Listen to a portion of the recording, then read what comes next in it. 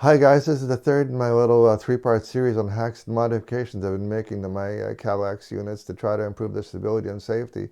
As many people might know, the internals of the Kallax and a lot of IKEA furniture is built like basically like hollow core doors. They've got really thin sheets of wood or other material on the outside, and basically a cardboard internal structure with a couple of screws holding together the outside frame on, which isn't really that stable. If there's any sideways pressure at all, they will crack and come down.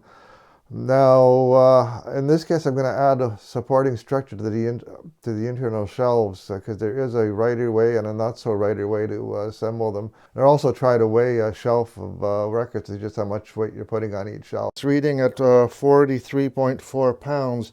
That's one average cube's worth of records being put on the scale here.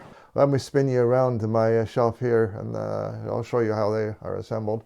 The right way involves a solid shelf being horizontal and being supported by the small vertical shelves that are pieced in with the pins.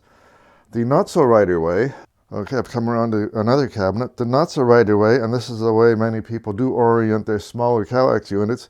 Now, as I've done with this Kallax unit, it's a 2x4, I've got the solid shelves going vertically and the small shelves that are held in by pins going horizontal. This is not structurally sound and can fail. Now, in the smaller units, this is not too likely to happen. All the units I've seen that have failed have been 5x5s and 4x4s that have gone sideways. But still, even in these small units, it is possible to have the pins crack and the shelf break out. So I have made a modification to this unit to try to solve that issue. I'll show you what I've done now.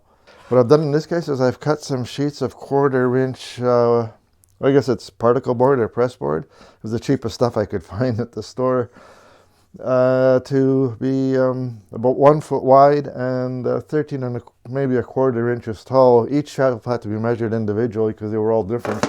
When I did this, and all you do here is move it up against your backstop, push it in, and it goes in pretty tight. You do one on each side. That's basically taking the major portion of the weight off those little pins that were holding up the top shelves, and the records pushing up against them from either side keep them from buckling or bowing out.